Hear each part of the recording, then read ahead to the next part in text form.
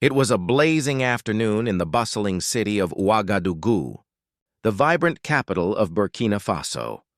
The sun hung high in the cloudless sky, casting long shadows across the dusty streets as vendors called out their wares and children played in the narrow alleyways between mud brick houses.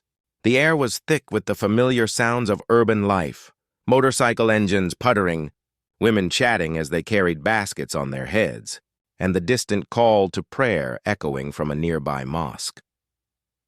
President Ibrahim Traoré sat in the back of his official vehicle, reviewing documents for what was supposed to be a routine inspection.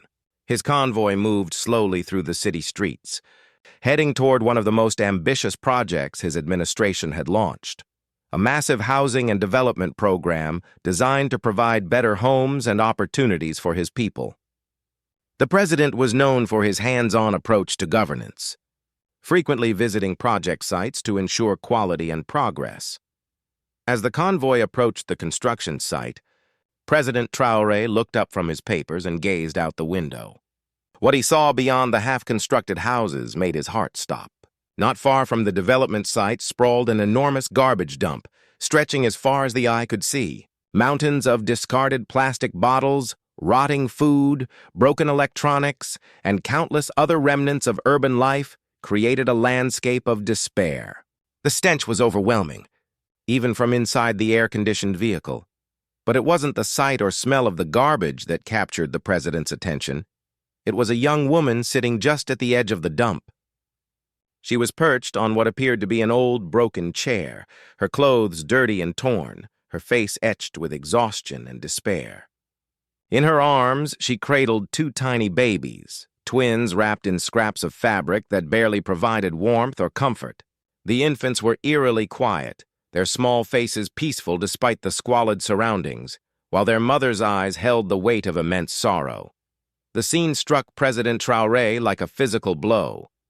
Here he was on his way to inspect new housing developments meant to improve lives, while just meters away, a mother and her newborn twins were living in conditions no human being should ever endure. The irony was not lost on him. Progress and poverty existing side by side, hope and despair separated by mere yards. Without hesitation, he leaned forward and tapped his driver on the shoulder. "Stop the car," he commanded, his voice firm but gentle. "Stop right here." The driver looked confused, glancing in the rearview mirror. "Mr. President, the construction site is just ahead." "Are you sure?" "I'm sure." "Stop the car now." The entire convoy came to an abrupt halt, causing a small cloud of dust to rise from the unpaved road. Security officers immediately became alert, scanning the area for potential threats, while government officials in the trailing vehicles wondered why they had stopped short of their destination. The president's security detail was visibly concerned. Unscheduled stops were always a risk, especially in such an open area. But President Traoré was already opening his door, stepping out into the blazing afternoon heat. He could feel the dust settling on his polished boots as he walked slowly toward the young woman. She looked up as he approached, fear and confusion flickering across her face. She tried to stand, probably recognizing the official convoy and realizing that someone important was approaching. But her body was too weak from malnutrition and exhaustion. She clutched her babies tighter to her chest, tears beginning to form in her eyes. The president could see her trembling, whether from fear, weakness, or overwhelming emotion, he couldn't tell.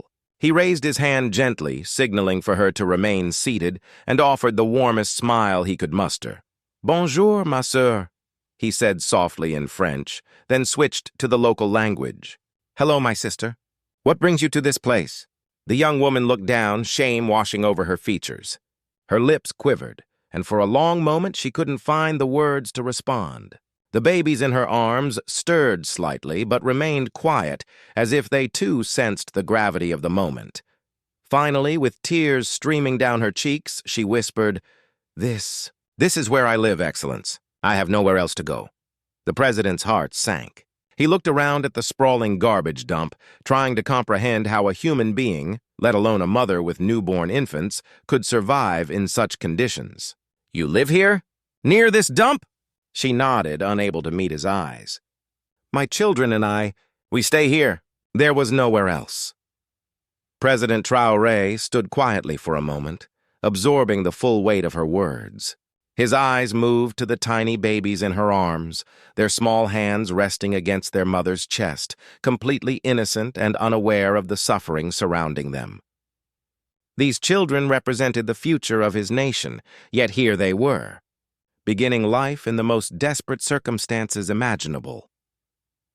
Rather than towering over her as many officials might have done, the president looked around and found an old, rickety stool. He pulled it close to her broken chair and sat down beside her, their eyes now level.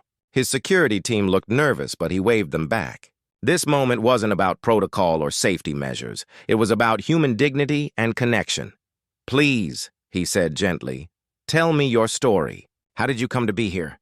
The young woman took a shuddering breath, wiping her tears with the back of her free hand while carefully balancing her twins. The president waited patiently, his full attention focused on her, as if she were the only person in the world at that moment. "My name is Fatou," she began, her voice barely above a whisper. I fell in love with a man named Abu. He was charming, handsome, and he promised me the world. He told me he would marry me, that we would build a beautiful life together." She paused, looking down at her babies with a mixture of love and pain. "When I became pregnant, I was so happy. I thought we would finally become a real family. But when I told him I was carrying twins, everything changed. He said he wasn't ready for the responsibility, that he was too young to be tied down." President Traoré listened intently, his jaw tightening with each word. Stories like Fatou's were far too common in his country. Young women abandoned by men who shirked their responsibilities, leaving mothers to face the world alone. "As my pregnancy progressed," Fatou continued, "Abou became distant. He would disappear for days, then weeks. When my time came to give birth, I went to the hospital alone. The labor was difficult. Twins often are. And I was there for 3 days with no one by my side." Her voice broke as she recalled the memory. "The medical bills were enormous. I had no money, no family to help me. My parents had disowned me when they learned I was pregnant outside of marriage. They said I had brought shame to our family name." The president felt anger rising in his chest, not at Fatou, but at a society that would abandon a young mother in her greatest time of need. He reached out and gently touched one of the baby's tiny hands, marveling at how perfect and innocent they were despite their harsh circumstances. "After the twins were born," Fatou went on, "the hospital demanded full payment before they would discharge us. I called Abu, begging him to help, but his phone was disconnected. I later learned he had left the city entirely, probably to avoid his responsibilities." She gestured toward the garbage dump with a sweep of her free arm. "With no money and nowhere to go, I was eventually forced to leave the hospital with an outstanding debt.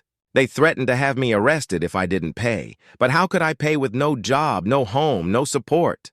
The president closed his eyes briefly, trying to imagine the desperation and fear this young woman must have felt, leaving a hospital with 2 newborn babies and absolutely nowhere to turn. "I heard from other homeless people that sometimes you could find shelter near the dump," Fatou explained. "There are scraps of metal and cardboard that can provide some protection from the rain. And there's also the possibility of finding things to sell." "What kind of things?" President Traoré asked, though he suspected he already knew the answer. "Plastic bottles, metal scraps, sometimes electronics that still have valuable parts. The recycling companies will buy them, though they pay very little. On a good day, I might make enough for a small bag of rice and some milk powder for the babies. On bad days," she trailed off, leaving the implications hanging in the air. The president looked around at the garbage dump with new eyes. What he had initially seen as a blight on the landscape was actually a desperate economy of survival, where the city's most vulnerable citizens eked out an existence by salvaging value from society's discards. "How long have you been living like this?" he asked. 4 months, Fatou replied. "The twins were born in January and we've been here ever since. Some nights, when it rains, we get completely soaked. The babies have been sick several times, but I can't afford medical care. I just pray and hope their little bodies are strong enough to survive." As if on cue, one of the twins began to whimper softly. Fatu immediately began to rock gently, humming a lullaby under her breath. The sound was heartbreakingly beautiful, a mother's love persisting even in the most desperate circumstances. Sometimes, she continued, her voice growing even softer, I lie awake at night wondering if I should try to find someone to adopt them. Maybe they would have a better chance with a family that could provide for them properly. But then I look at their faces and I can't bear the thought of giving them up. They're all I have in this world. President Traoré felt tears welling up in his own eyes. Here was a mother's love in its purest form, selfless, enduring, willing to endure any hardship rather than abandon her children. It was exactly the kind of strength and devotion that he believed represented the best of his people. You will never have to make that choice, he said firmly, his voice thick with emotion. Your children will stay with you, and you will all have the life you deserve. Fatu looked up at him in surprise, hope and disbelief warring in her expression. Excellence, you are very kind, but— No, the president interrupted gently. This is not kindness. This is justice. What has happened to you is not right, and it ends today. By now, word had spread throughout the surrounding area that the presidential convoy had stopped at the garbage dump. People began emerging from nearby homes, market stalls, and side streets, curious about what was happening. Vendors abandoned their wares, children stopped their games, and workers paused in their tasks to see what had drawn the president's attention. A crowd began to form at a respectful distance, watching in amazement as their nation's leader sat on a broken stool beside a young mother in the shadow of a garbage dump. Many had never seen anything like it. Presidents were supposed to travel in motorcades, surrounded by security, visiting clean, prepared sites where everything had been arranged in advance. Some people began taking photos and videos with their mobile phones, though they kept their distance out of respect and security concerns. The images would soon spread across social media, showing President Traoré in his military uniform, cradling one of Fatu's twins while she held the other. The president's security chief approached cautiously. Mr. President, he said quietly, perhaps we should move to a more secure location? The crowd is growing, and we haven't had time to properly assess the area. President Traoré looked up at him, then at the gathering crowd. He could see the faces of his people, faces marked by years of struggle, hope, and resilience. These were the people he had sworn to serve, not from the comfort of an air-conditioned office, but in the streets, in the markets, in the places where real life happened. No, he said firmly. We stay here. These people deserve to see that their president is willing to sit where they sit, to listen to their struggles, to share in their reality. He stood up, still holding one of the twins, and addressed the crowd. His voice carried clearly across the dusty space, amplified by the natural acoustics of the open area. My brothers and sisters, he began, today I came here to inspect a construction project, but Allah had other plans. He brought me to this place to meet this young mother and her beautiful children, to be reminded of why we must never stop fighting for our people. The crowd murmured in approval, some calling out, Amin. And God bless you, Mr. President. He gestured toward Fatu, who was still sitting with her other baby, looking overwhelmed by the attention. This sister has shown me strength that I can only hope to match. She has survived abandonment, poverty, and despair. Yet she has never given up on her children. She represents the best of our nation, the unbreakable spirit of our people. The crowd erupted in applause and cheers. Some women began ululating, the traditional celebratory sound echoing across the dump. Others wiped tears from their eyes, moved by the president's words and by the sight of Fatu's quiet dignity. From this day forward, President Traoré continued, things will change. No mother in Burkina Faso should have to raise her children in a garbage dump. No family should be abandoned by society in their time of greatest need. He turned to the young men in the crowd, many of whom he could see were unemployed, their clothes worn and their faces showing the frustration of joblessness. My brothers, I know many of you are without work. I know the pain of wanting to provide for your families but having no opportunities. Today, I make you this promise. 500 of you will receive jobs immediately. The announcement hit the crowd like a thunderbolt. Young men began jumping up and down, embracing each other, shouting with joy. For many of them, it would be their first formal employment, their first chance to earn a steady income and build a future. "Go to my personal assistant tomorrow morning," the president instructed. "Your names will be recorded and you will begin work in the new enterprises we are building. But remember, with opportunity comes responsibility. You must work hard, support your families, and help build our nation."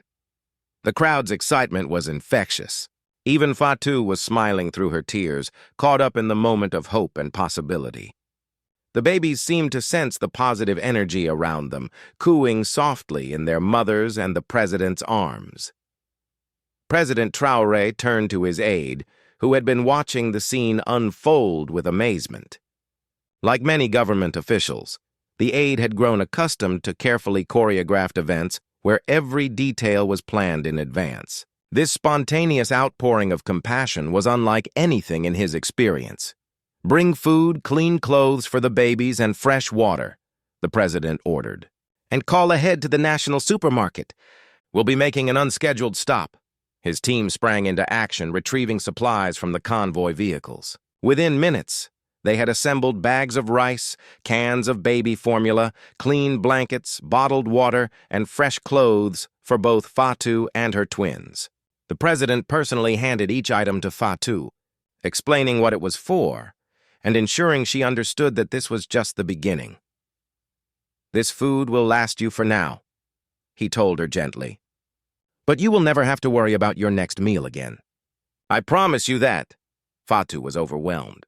For months, her biggest worry each day had been whether she could find enough recyclable materials to trade for a single meal. Now she was looking at enough food to last her weeks, plus clean clothes and supplies for her babies.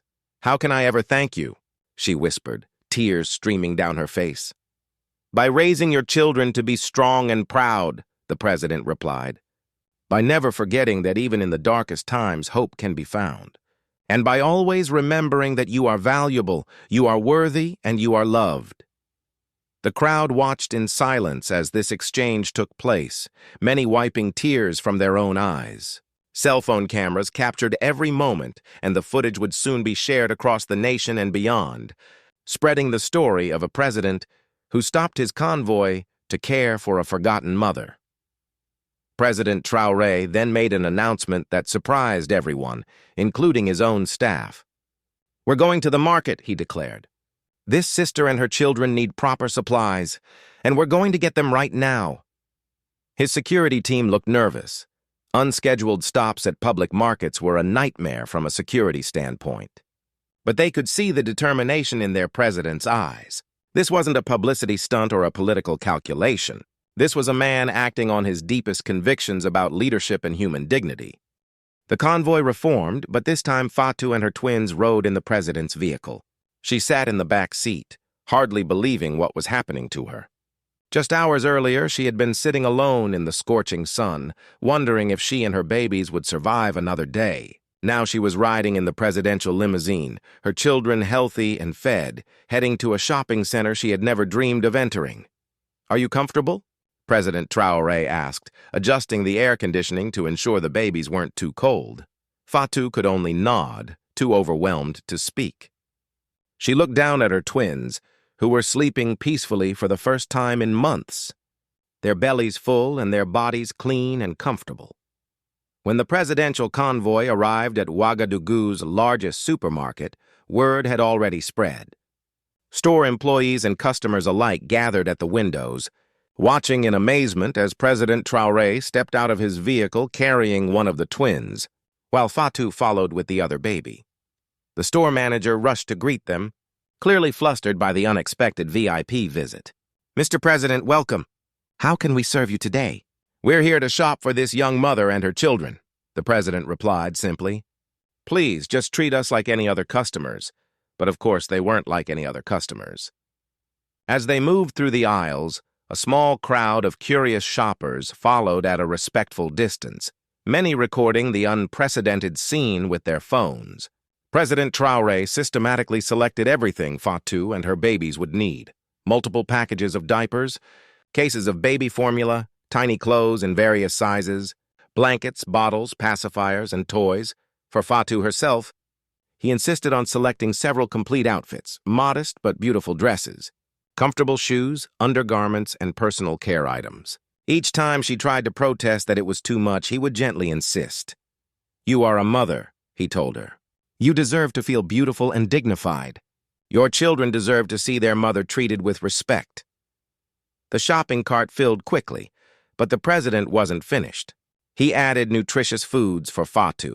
Fresh fruits, vegetables, grains, and proteins to help her regain her strength and produce healthy milk for her babies.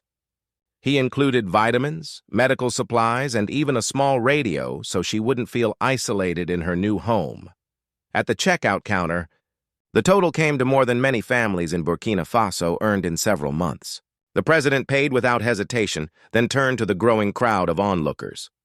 "Let this be a reminder to all of us," he said, his voice carrying throughout the store.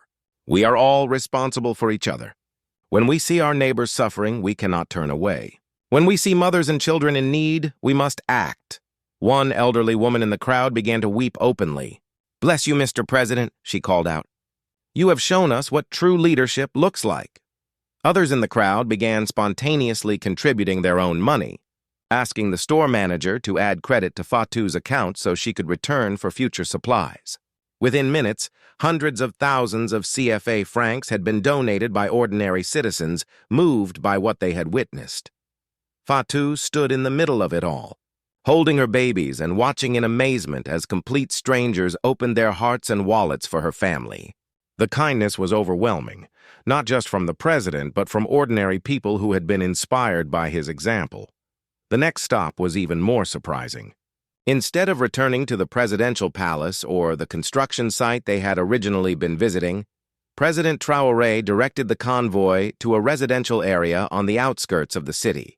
This was the location of one of his administration's most innovative programs, a housing development specifically designed for widows, single mothers, and elderly citizens who had been abandoned by their families. The houses were modest but beautiful, each painted in cheerful colors with small gardens and clean modern amenities. Solar panels on the roofs provided electricity, and each home had running water and proper sanitation, luxuries that many rural Burkina families still didn't have access to. "This is the widow's estate," President Traoré explained to Fatou as they drove through the neat streets. "We built it specifically for women like you, mothers who have been left to struggle alone, elderly women whose children have moved away, widows who have no family support." They stopped in front of a house painted bright blue with white trim. A small garden plot had been prepared beside it, and the windows were fitted with cheerful curtains. It looked like the kind of home Fatou had dreamed about but never dared hope she might actually live in. "This is your house," the president said simply. Fatou stared at the building in disbelief. My house?" "Your house," he confirmed. "For you and your children, for as long as you need it. The rent is subsidized by the government, the utilities are included, and there's a childcare center just down the street where you can leave the twins when you're ready to work." They walked to the front door, and the president handed her a set of keys. Fatou's hands were shaking so badly she could barely hold them. The president gently took the keys back, unlocked the door, and gestured for her to enter first. The interior was simple but complete. A living area with comfortable furniture, a small kitchen with modern appliances, 2 bedrooms, and a bathroom with hot running water. Everything was clean, fresh, and ready for occupancy. Fatou walked through the rooms slowly, her babies quiet in her arms, taking in every detail. There were cribs already set up in the smaller bedroom, with clean sheets and mobile toys hanging overhead. The kitchen was stocked with basic supplies, and the refrigerator hummed quietly, ready to keep food fresh. In the main bedroom, she found more surprises. A comfortable bed with clean linens, a wardrobe for clothes, and even a small desk where she could sit and write or study if she chose to pursue education in the future. "I can't believe this is real," she whispered, turning to face the president with tears streaming down her face. "This morning I woke up next to a garbage dump and now you're home." President Traoré completed her sentence. "You and your children are home, and you're safe." Fatou sank onto the bed, clutching her babies to her chest and weeping with relief and gratitude. For months, she had lived in constant fear. Fear that her babies would get sick from the unsanitary conditions. Fear that they would go hungry. Fear that she wouldn't be able to protect them from the dangers of life on the streets. Now, suddenly, all of those fears were gone. Her children would sleep in clean, safe beds. They would eat nutritious food. They would grow up in a home filled with love and dignity. As word spread about Fatou's rescue from the garbage dump, her story became a symbol of hope throughout Burkina Faso and beyond. News outlets picked up the story, social media buzzed with photos and videos from the day, and people began referring to her as Mama Espoir, Mother Hope. But for President Traoré, this was just the beginning. True to his word, he immediately implemented sweeping changes to address the root causes of poverty and abandonment that had led to Fatou's situation. The Hope and Victory Initiative became one of the largest social programs in the nation's history. Named after the twins, whom Fatou had decided to call Espoir, Hope, and Victoire, Victory, the program provided comprehensive support for single mothers, widows, and abandoned children. New housing developments like the Widow's Estate were constructed in major cities across the country. Job training programs were established to give women marketable skills in fields like tailoring, food processing, and small business management. Microfinance loans were made available to help women start their own enterprises. Most importantly, the program addressed the cultural attitudes that often led to women being abandoned in the first place. Public education campaigns encouraged men to take responsibility for their children, and new laws made it easier to pursue child support from absent fathers. The 500 jobs President Traoré had promised to the young men at the garbage dump were just the first wave of employment opportunities. New factories, construction projects, and service industries created thousands of positions for unemployed youth, particularly focusing on those from the poorest neighborhoods. Fatou herself became an unexpected spokesperson for the program. Despite her limited formal education, her natural wisdom and emotional authenticity made her a powerful advocate for women's rights and poverty alleviation. At first, she was terrified of speaking in public. When journalists came to interview her, she would hold her twins close and speak in barely audible whispers. But as her confidence grew, so did her voice. "I am not special," she would say in interviews. "I am just one mother among many who have struggled. But my story shows that no matter how dark things seem, hope is always possible. If it can happen for me, it can happen for anyone." Her words resonated throughout the nation and beyond. Women who had been suffering in silence began coming forward to share their stories. Support groups formed organically in communities across the country. Churches and mosques began reaching out more actively to abandoned mothers and children. 6 months after that fateful afternoon at the garbage dump, the transformation in Burkina Faso was remarkable.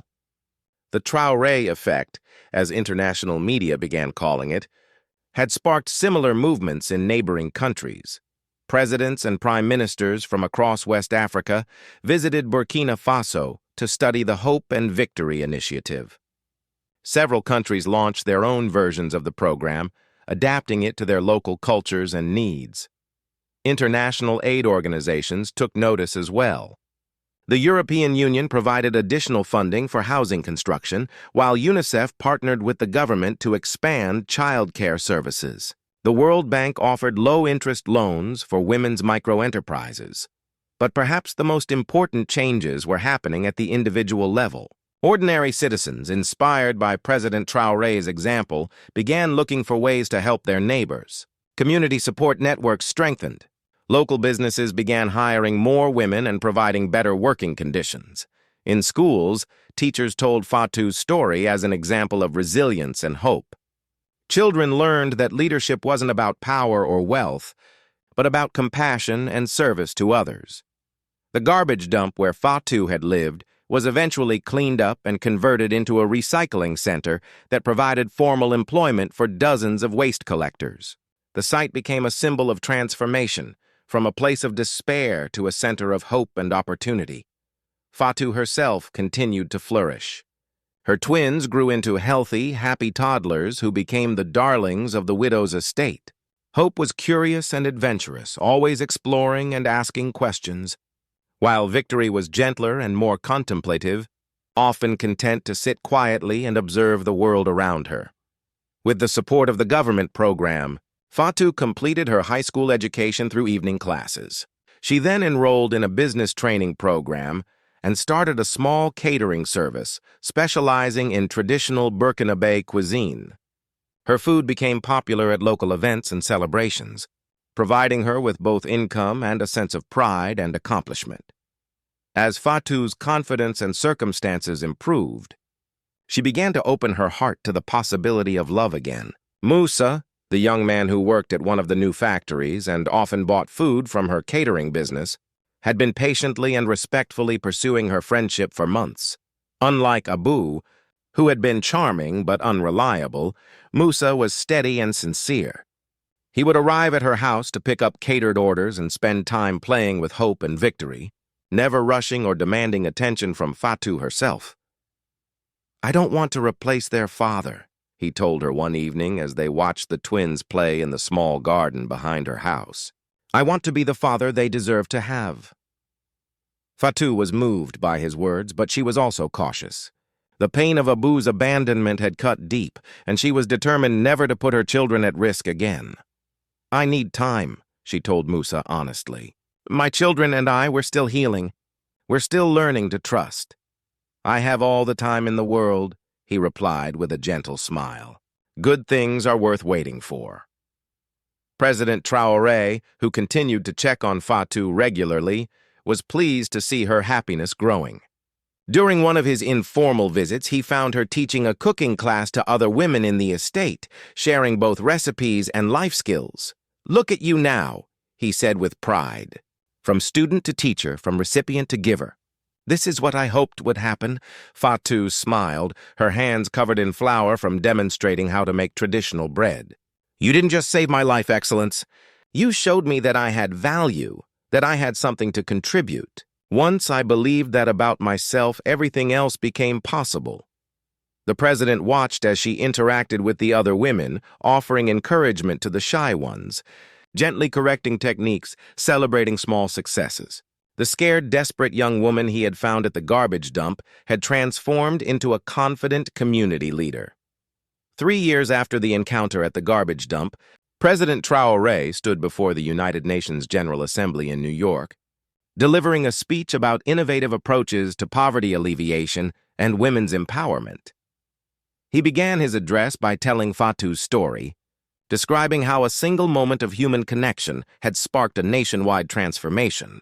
The delegates listened intently as he explained how the Hope and Victory initiative had reduced maternal mortality, increased school enrollment for girls, and created economic opportunities for thousands of families. "Leadership," he concluded, "is not about grand gestures or impressive statistics, though those have their place. Leadership is about seeing the humanity in every person, especially those who have been forgotten or discarded by society. It is about stopping your convoy when you see suffering, sitting down beside those who are struggling, and refusing to move forward until you have lifted them up with you."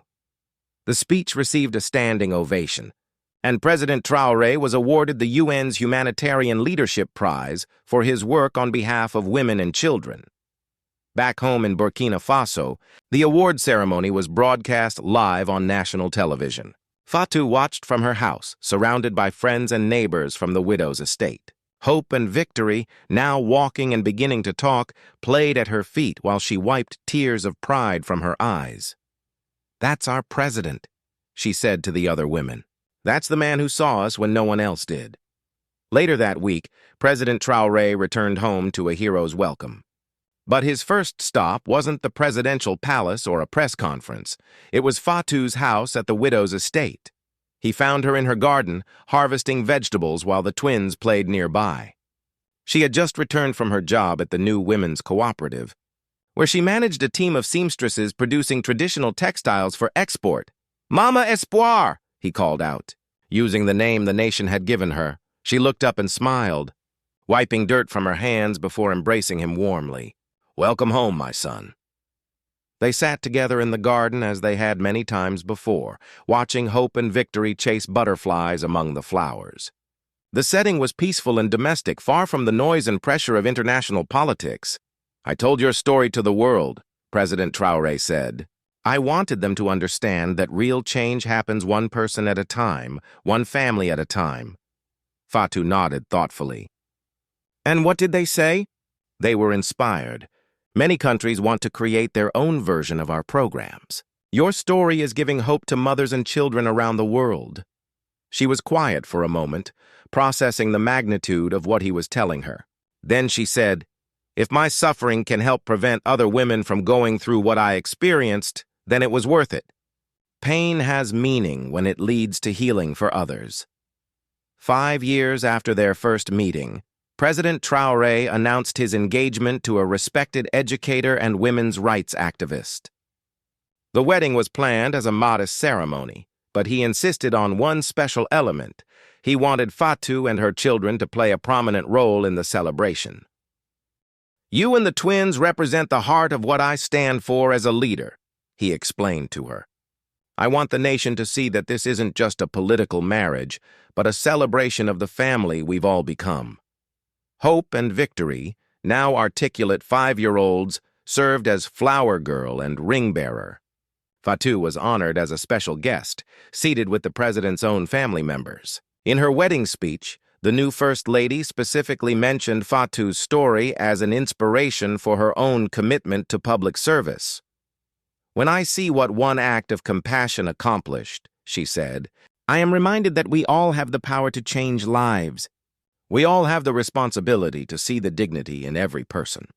The wedding reception was held at the presidential palace, but President Traoré insisted on personally driving Fatou and the children home to the widow's estate at the end of the evening.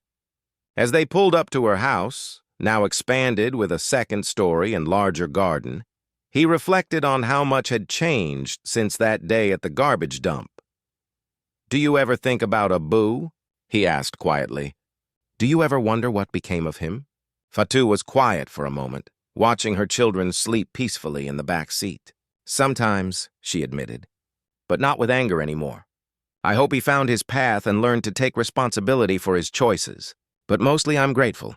If he hadn't left, I might never have discovered my own strength. I might never have met you, and my children might never have had the opportunities they have now."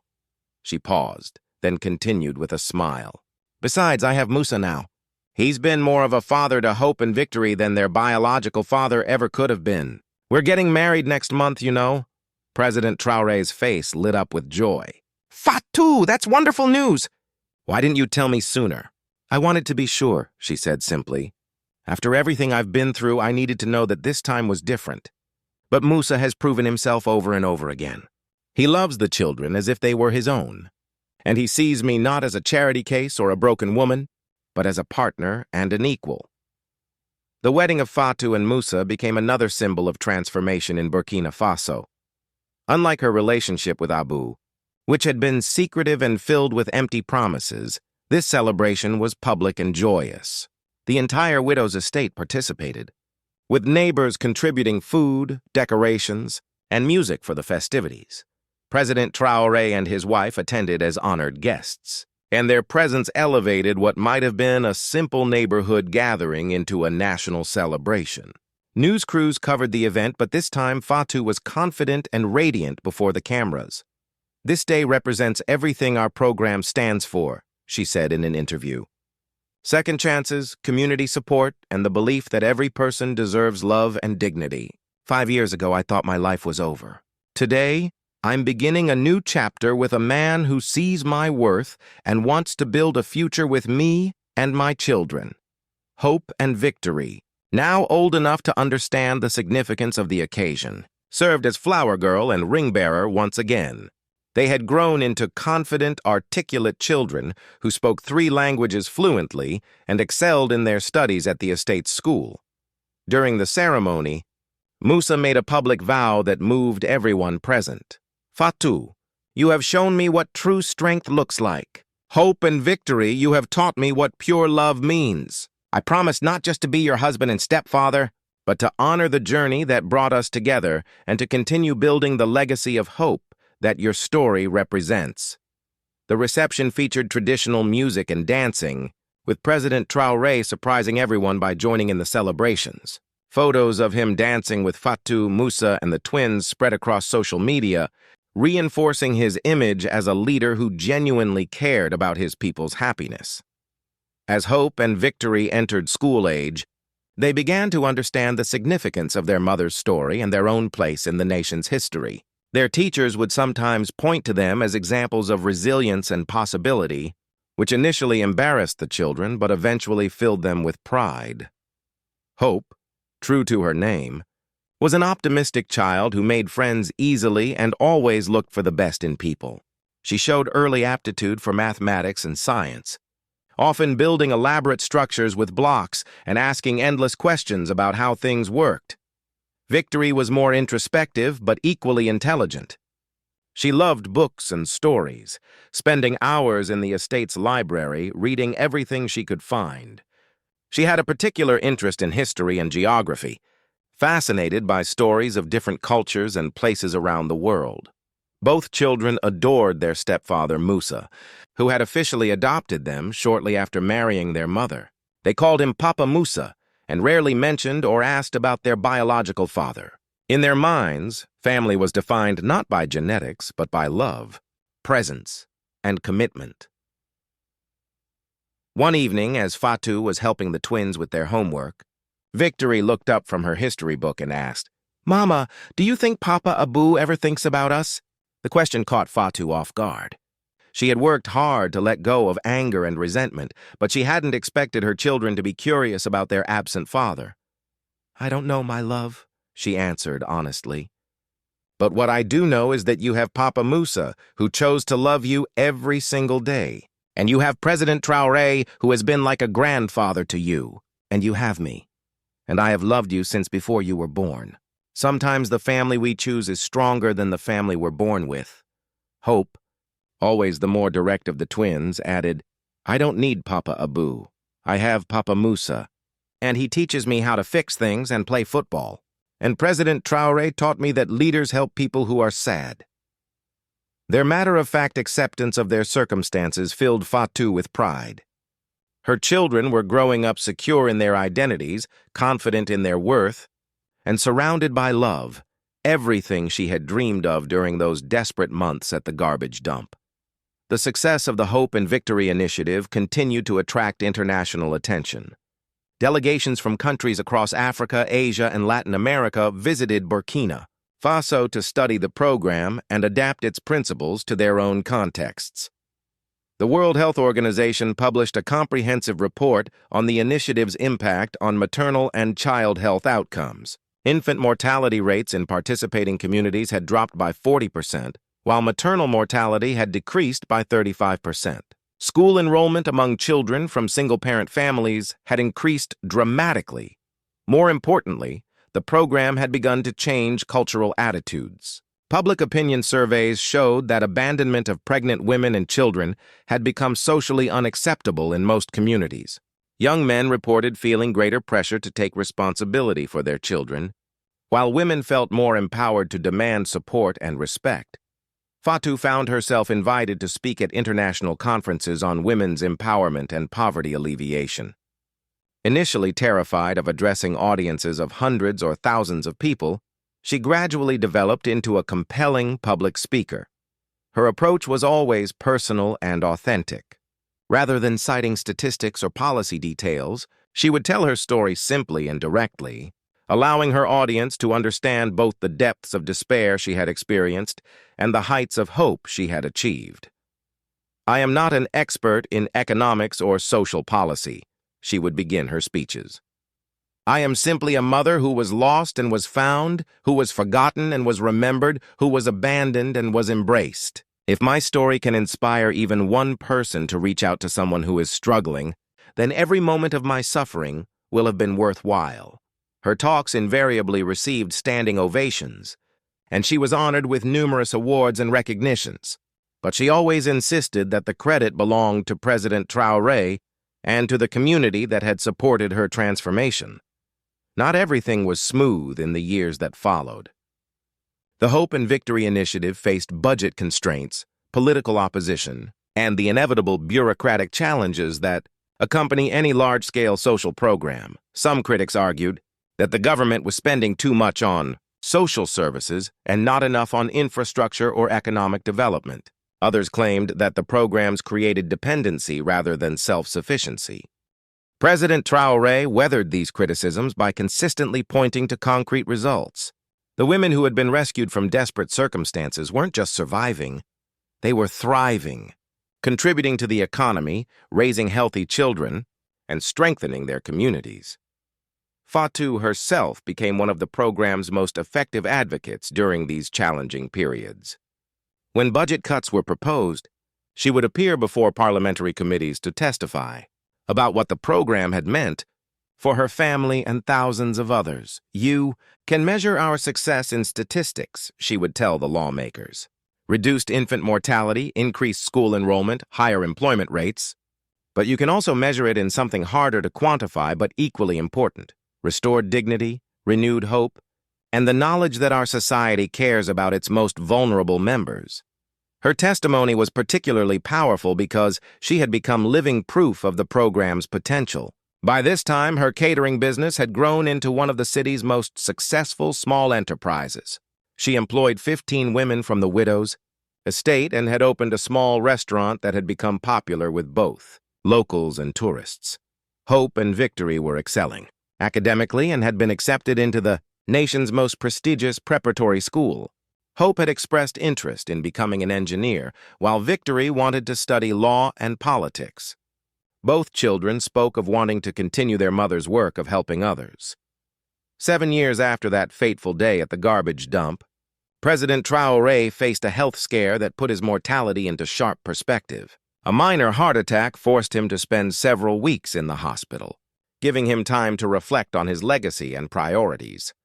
Fatou was among his most frequent visitors, often bringing hope and victory to brighten his days with their chatter and drawings. During one of these visits, as the children played quietly in the corner of his hospital room, he turned to Fatou with a serious expression.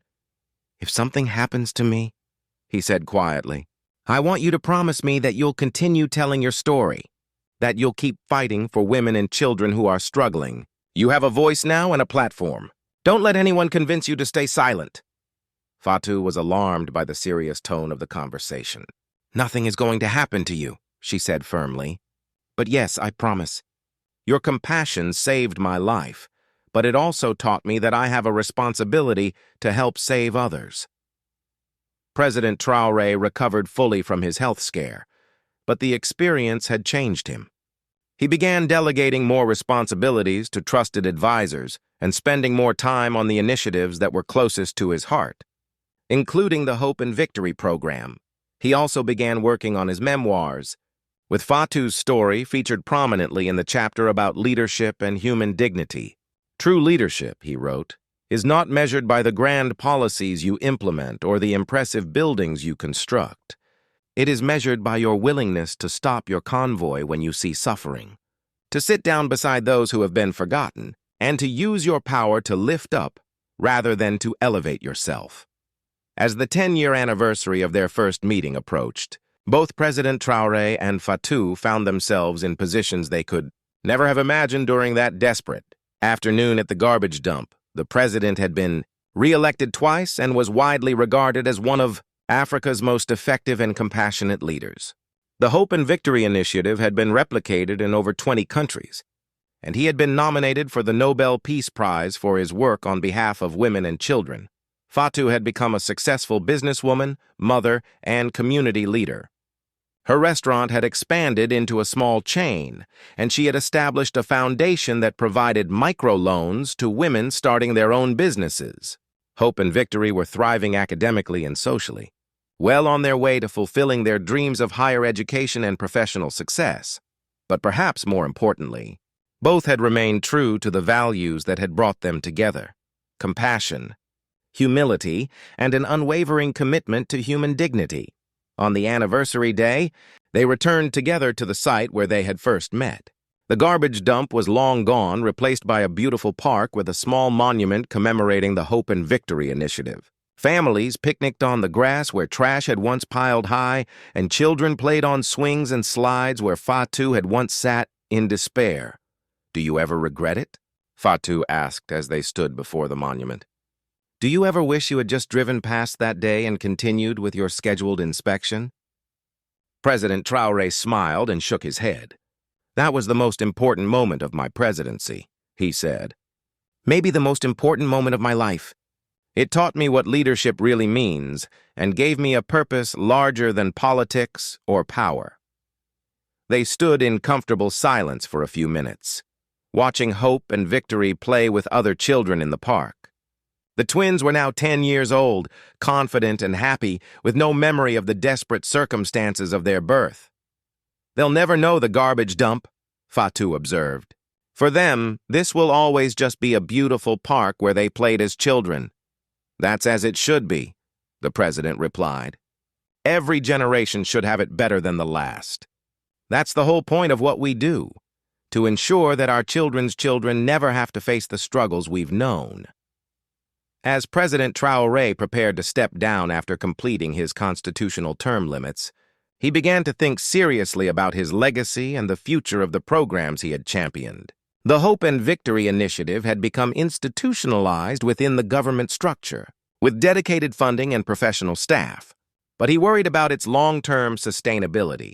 His solution was both practical and symbolic. He established the Mama Espoir Foundation, with Fatou as its executive director, to ensure that the initiative's principles would continue beyond his presidency. The foundation would advocate for women's rights, provide direct assistance to families in crisis, and work to change cultural attitudes about gender equality and child welfare. Fatou initially hesitated to accept the position. "I'm not educated like you," she protested. "I don't have degrees or diplomas. How can I lead such an important organization?" "You have something more valuable than formal education," President Traoré replied. "You have lived experience, moral authority, and the trust of the people. You understand poverty and suffering from the inside, and you understand hope and transformation just as deeply. That combination is rarer and more precious than any university degree." With support from a team of professional staff and advisors, Fatou gradually grew into her role as foundation director. Her authentic leadership style, combined with her compelling personal story, made her an effective advocate and fundraiser. The foundation's work expanded beyond Burkina Faso to include programs in neighboring countries. Fatou found herself traveling across West Africa, sharing her story and helping to establish similar initiatives in Mali, Niger, Ghana, and Ivory Coast. Hope and Victory, now in their early teens, accompanied their mother on some of these trips during school vacations. They served as junior ambassadors for the foundation, showing other children that it was possible to overcome difficult circumstances and achieve their dreams. 15 years after that life-changing encounter at the garbage dump, the impact of President Traoré's decision to stop his convoy had spread far beyond anyone's original imagination. The Hope and Victory initiative had directly assisted over 100,000 families across West Africa, while inspiring similar programs on other continents. Universities began teaching case studies based on the initiative in their public policy and social work programs. The Harvard Kennedy School of Government established the Traoré Fellowship for emerging leaders committed to compassionate governance.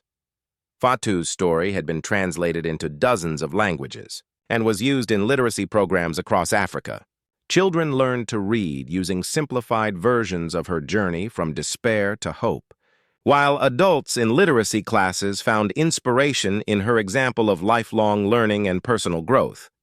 Hope had indeed become an engineer, specializing in sustainable infrastructure for developing communities. Her senior thesis project involved designing improved sanitation, systems for informal settlements worked directly, inspired by her family's experience and her adoptive grandfather's commitment to human dignity. Victory had chosen to study international law, with a focus on women's rights and child welfare. She spent her summers interning with human rights organizations and had already published research on effective approaches to combating gender-based discrimination. Both young women spoke frequently about wanting to continue their mother's and President Traoré's work, but in their own ways and with their own innovations. Every generation faces different challenges, Victory explained in an interview for her university newspaper. Our mother's generation fought for basic recognition and support. Our generation will fight for systemic change and true equality, but the principles remain the same. See people's dignity, respond to their needs, and never walk past suffering when you have the power to help. As President Traoré entered his 70s and Fatou her 40s, both began to think more deliberately about the lessons they wanted to pass on to future generations. The president began writing and speaking more about leadership philosophy, while Fatou focused increasingly on mentoring young women and mothers. Their relationship had evolved over the years from rescuer and rescued to something more like family. President Traoré had become a beloved grandfather figure to Hope and Victory, attending their school events, celebrating their achievements, and offering guidance during challenging times. For Fatou, he represented not just the man who had saved her life, but a model of what leadership could be when it was rooted in genuine care for people's welfare. She often said that watching him had taught her that power was only valuable when it was used to lift others up. One evening, as they sat together in Fatou's garden, now expanded into a small, urban farm that supplied vegetables to her restaurants, President Traoré reflected on the unexpected trajectory his life had taken since that day at the garbage dump. I went into politics, thinking I would change the country through policy and programs, he mused. And those things matter, of course.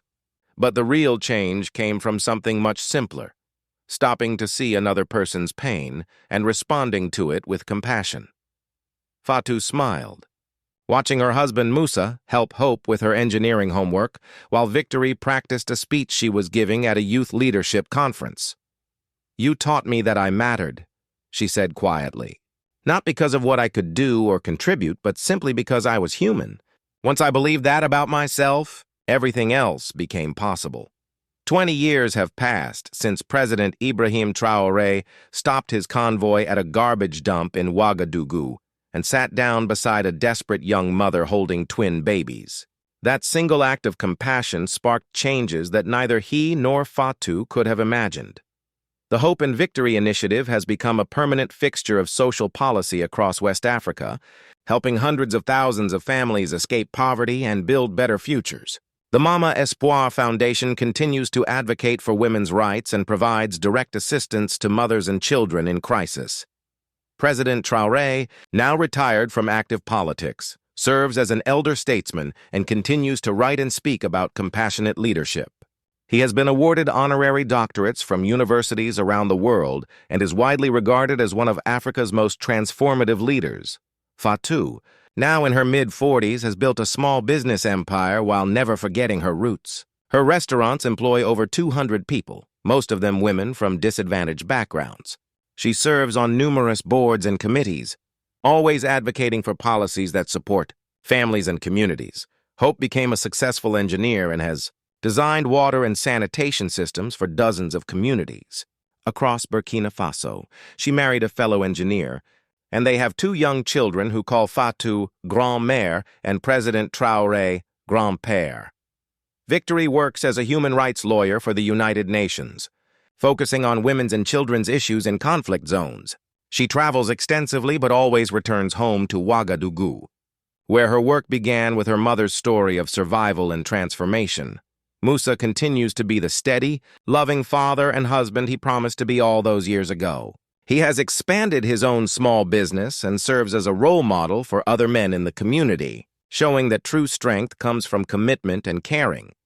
The garbage dump where this story began is now a thriving park and community center. A small plaque near the entrance tells the story of how a president's compassion and a mother's courage sparked a movement that changed a nation. Children play there every day, unaware that they are running and laughing in a place that was once synonymous with despair. Their joy and innocence represent the ultimate victory, a future generation that will never know the kind of suffering that once existed there, but perhaps the most important legacy of that day 20 years. Ego is not found in policies or programs, awards or recognition. It is found in the simple truth that one person's decision to stop and care, to see dignity where others saw only desperation, can change the world. The story of President Traoré and Mama Espoir continues to inspire new generations of leaders and citizens to look beyond their own concerns and respond with compassion to the suffering of others. It reminds us all that true leadership is not about power or position, but about the willingness to stop our own journeys long enough to help others along theirs. And in a small house in what was once called the widow's estate, where hope and victory took their first secure breaths, the legacy lives on in the lives of a family that learned that love, dignity, and hope can triumph over any adversity. The end, this story is a work of fiction inspired by true events and the ongoing work of compassionate leaders around the world who understand that the measure of a society is found in how it treats its most vulnerable members.